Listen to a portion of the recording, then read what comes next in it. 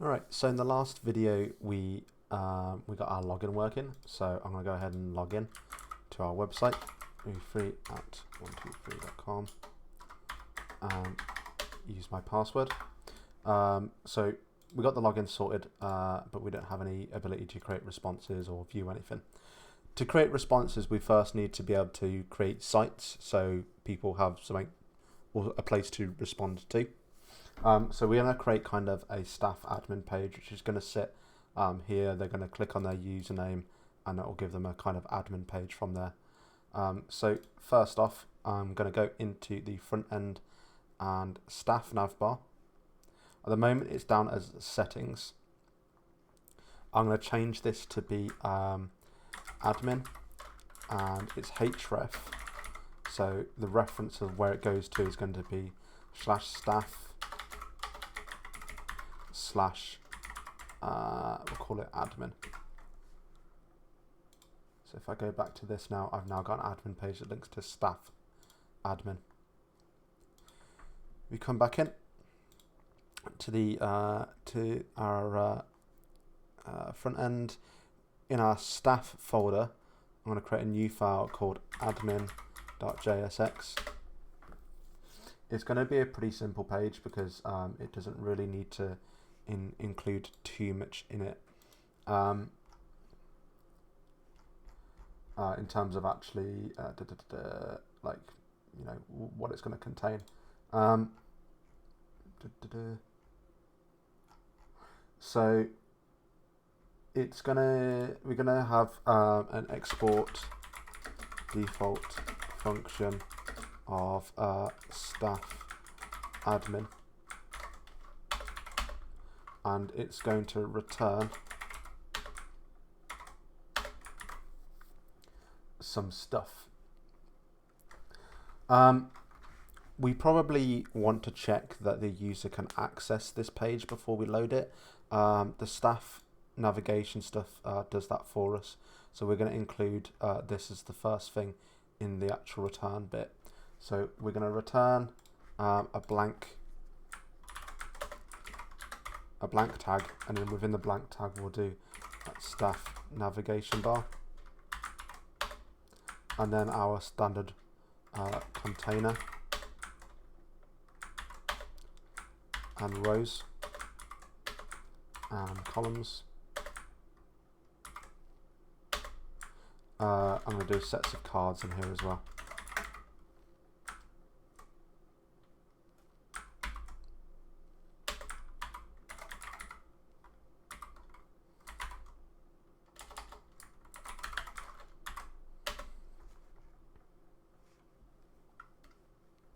I wasn't happy because I haven't added card up here. There we go, card body. We're going to have a card.title.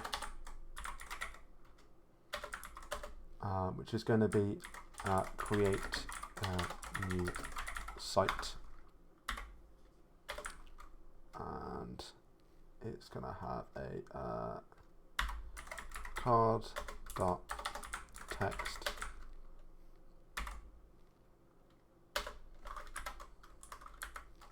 its style being text align center. We're going to add a button into this, so we'll have a button which is a self-contained tag.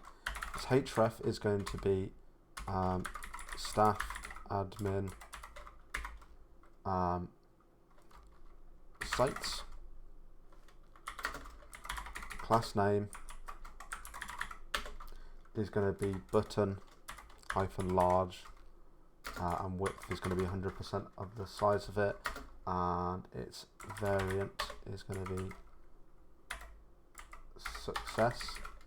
It's not going to be a self-contained tag, sorry, because we actually have to add stuff into it, and it's just going to say create new site. Okay, so that's not showing yet. We need to go into our main JSX and actually make it visible.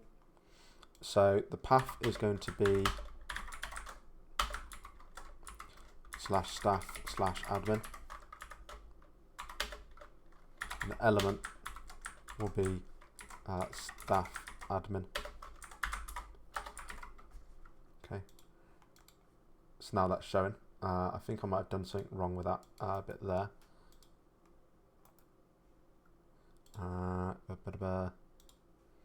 I need a slash here. And I spelled success wrong. So you need slash staff slash admin slash sites. There we go. So now it goes to staff admin sites. Cool. So that's working.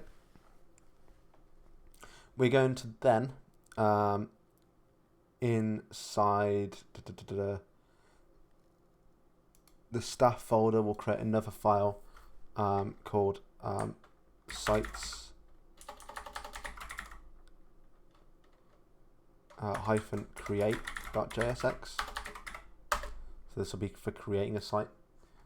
It's going to export a default function of create site.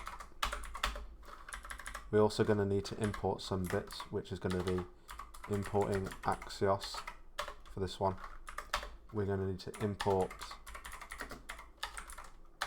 use cookies. What else?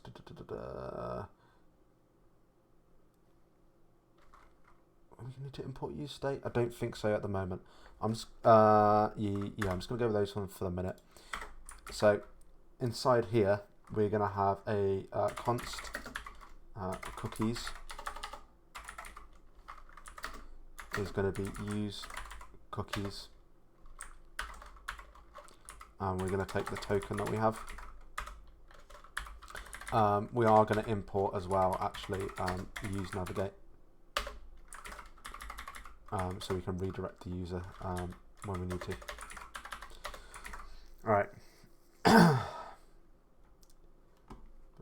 Just checking my reference stuff. So we're going to do a const create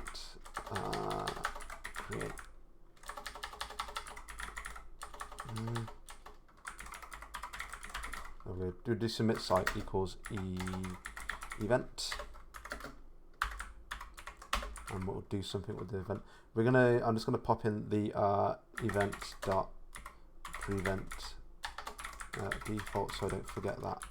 Now we'll do our return, and we'll make sure that we are returning our staff navigation bar. There we go. So I'm going to make sure this page loads as well. So if you remember, it was the /staff/admin/sites directory. So the path is going to be that. So I've just copied and pasted it to make it a bit easier. Element will be create site.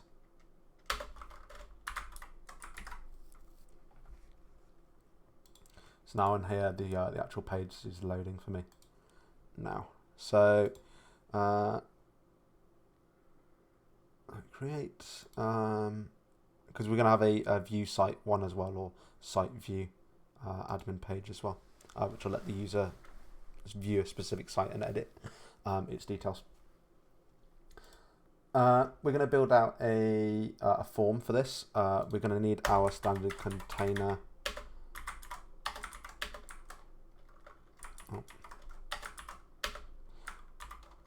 Row and columns for this. I'm going to pop it inside of a card as well.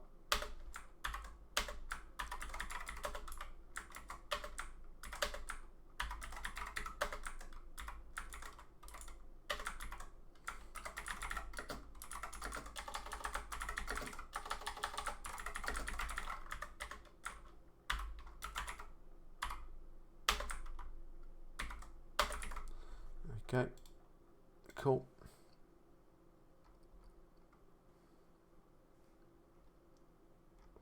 So we can lay out our forms as kind of rows and have columns inside of our rows as well, of different widths and so on. We'll give that a go. and see how we can do that. So I'm just checking the reference stuff that I've got here. Yeah, okay. So I can have a inside my first row is going to be a kind of like site ID and a site name input box. My ID is going to be shorter than my other bit is going to be. So I'm going to do a row inside of here. I'm going to do a form group.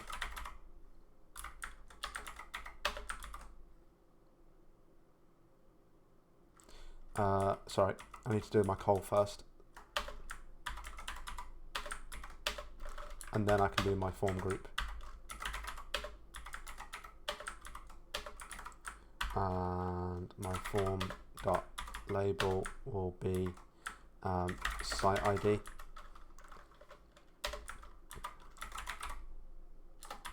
Dot control.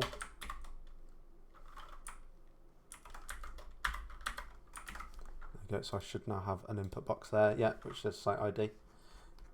So I'm going to add, I'm going to add another one to this. So we'll say the XS for this will be free. So that's nice and thin. If I add another col here, and just copy this form group and change this to move that over site name. I now have kind of different width things on the same line. So we can use our rows and our columns again within inside of this card to adjust the layout of these different inputs. So we got our site ID, our site name. Our sites are going to have an address to them. Addresses can have multiple lines to them as well, possibly. But we're just going to get them kind of like type the whole address in one line and the postcode in a separate one, just to make it a bit more simple or a bit simpler. So that's my first row of inputs. I'm going to have another row of inputs with a column. It's going to be a single column this time, but we'll just roll with it. I'm going to form.group and a form.label. Label is going to be address or address.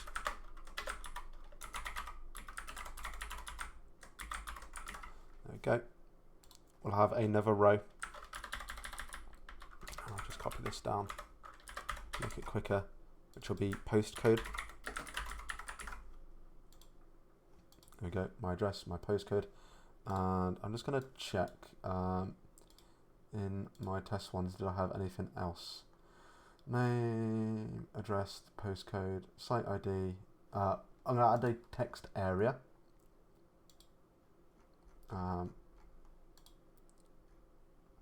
Which will be like a larger text box just for like notes that the user might want to put in about the site. So I'm going to set a row and columns, and this one's going to be a form group and a form. Label will be notes. And then we'll have a form.control. In here, let's close it off so don't forget, we do as, and then we can do text area, and I can set my rows to be a certain value, so I'll do 3 rows, which gives me a text box of 1, 2, 3 rows. Okay, so it changes it from like a normal text thing to like a text box that's adjustable but comes in default as having 3 rows to it. We then need a submit button at the bottom, so we can do again a set of row and columns with a button. Variant will be success. Type will be submit.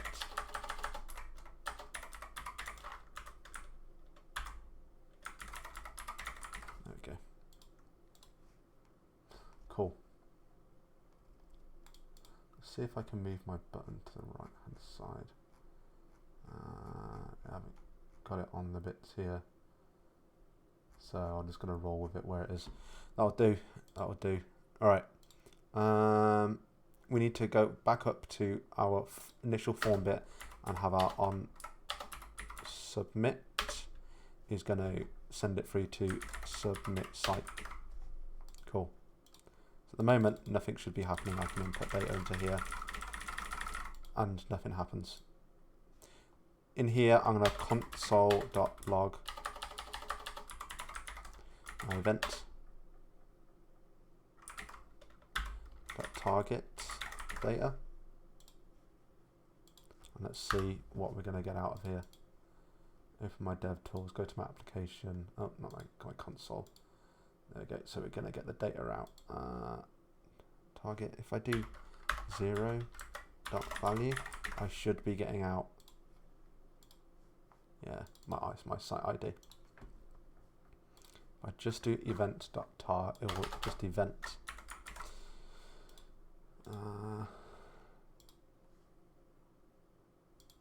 There we go. So we've got event target, and here is my different inputs here.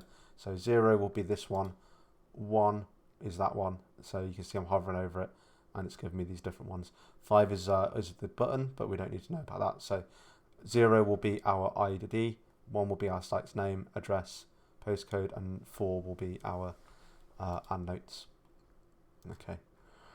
So when we submit, we then need to actually send this data through to the server.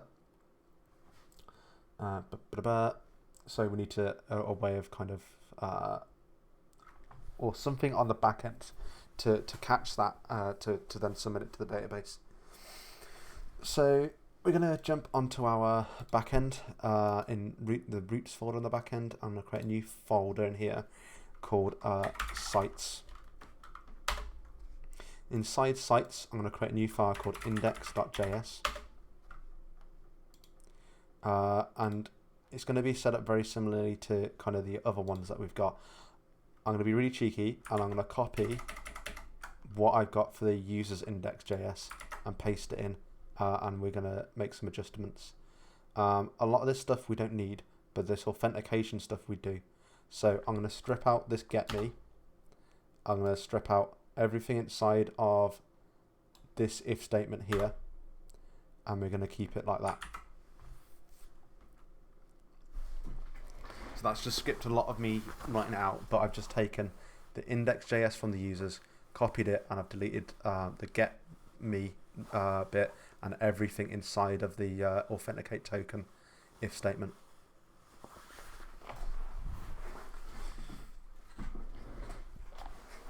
Okay, so my user function says a check email exists. We're going to roll with just authenticating the token.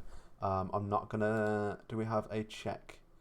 We have a get email from all function, but we don't have a function to get if they're a staff member or not.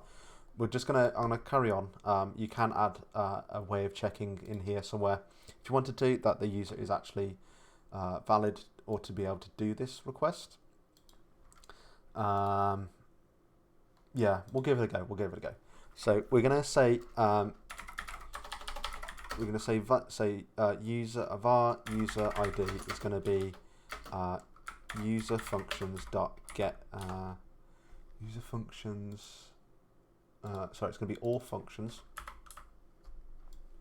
And get rid of that user functions line, and then get rid of that crypto.js line. We're going to say all functions dot get email from auth. And we'll pass through our token. So that should get us whatever our email address is. We can then do a search on the database.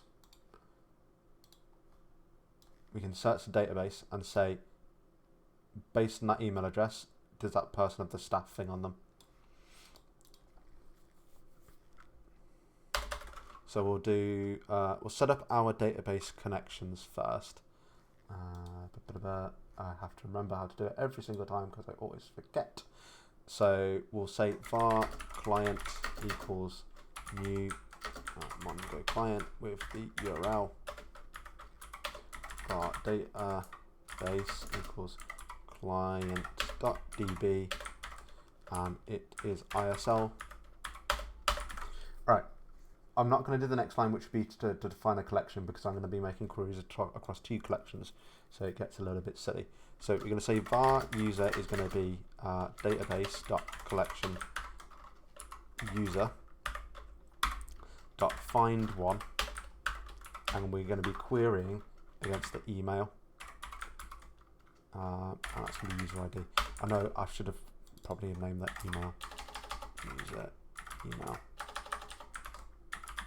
There we go, we'll call it user email. Okay, so we'll say if user, sorry, I need an await here. If user dot staff, then we're going to do stuff, else we'll do res dot status 403.json, and we'll reply back with a message of you cannot create sites. Right, so I've just done user.staff here, because if we, I'll just make sure I can zoom in a bit here. If we look here, it's a Boolean value, so I can just do user.staff there and use that Boolean value. So we've checked to make sure that the user is allowed to do this request, and we know they are. And my tabs are a bit short. There we go. So we check they can do the requests, and they can. We then need to start to get the data. So everything is going to be in the request body, because it's coming through as a post request. So it should all be in there. If we then think back to what we had, so we had a site ID, so we're going to do var site ID is going to be request.body .site ID. We had name, request.body.name. We had address.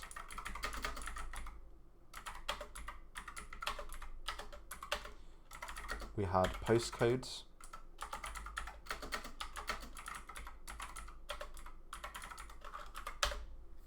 We had, and then we had notes as well.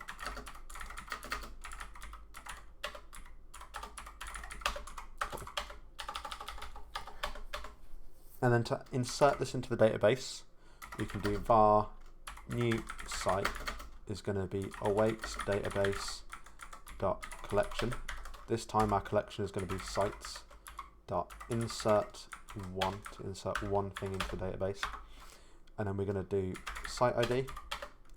We're going to insert the name. We're going to insert the address, the postcode, and our notes.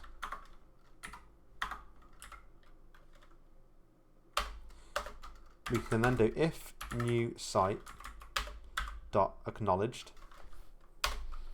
So if new site dot acknowledged is true, we know that the insertion has taken place properly. If it's not true, so else, we know it hasn't taken place properly. So we can do res dot status 500 and tell the user that.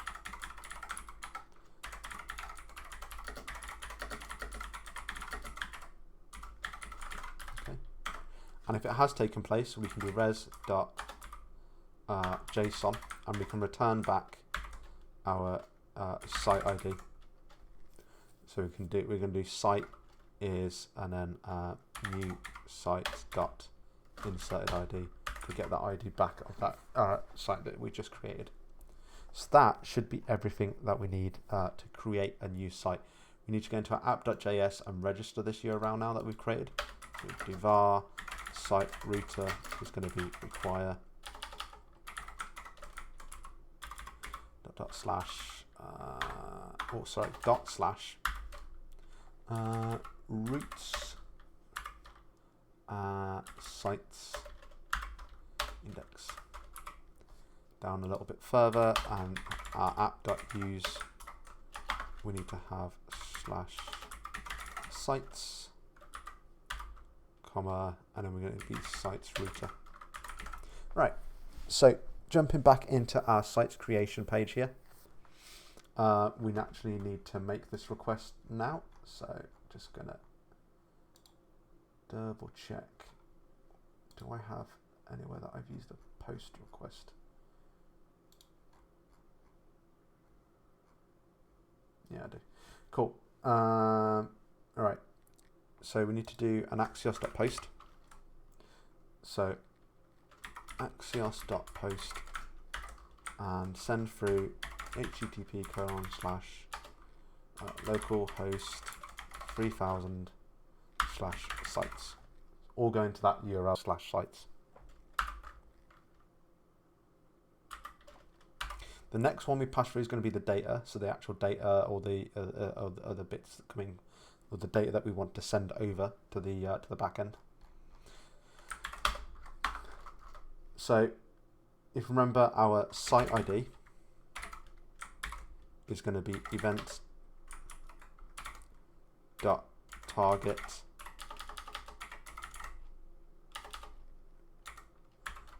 first thing dot value. We then had our name, which was event dot target 1 dot value. I'm just going to copy this a little bit so I can adjust it. We then had our address, which was event target 2. Our postcode, which was event target 3, and our notes, which was event target 4. Okay. We then need to pass for our authentication header. So we do headers, authorization being the bearer. Then we do plus cookies brackets token. We can then do a dot then.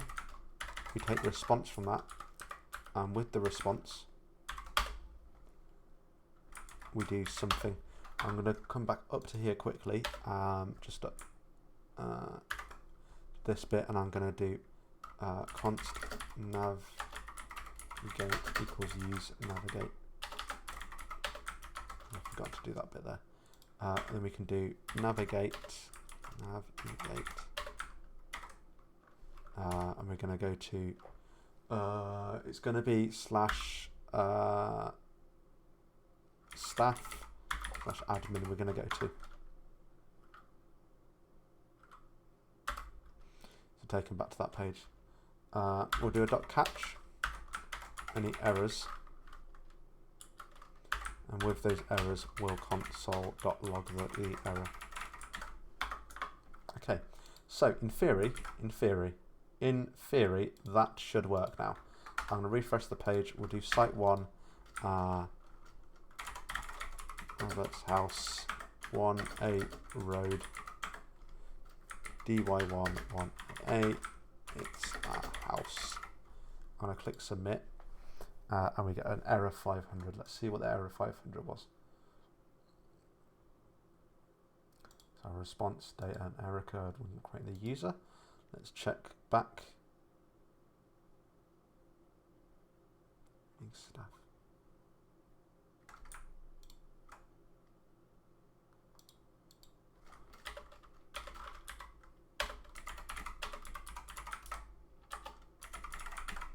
So let's try it again and see what happens. So user is null at the moment. I'm going to just console.log my user email.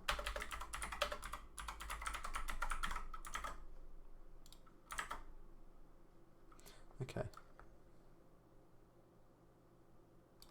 That's because my database is users, not user. My bad. There we go. Looks like it's created. I just had to change that to users instead of user, plural. So if I come into my database now, it's not showing anything. But if I click refresh, now I have a new site. with all that data that we just added in. So we're going to leave this video here. In the next one, we're going to add in a box here that shows us our different sites and lets us click to view more details about them and edit them.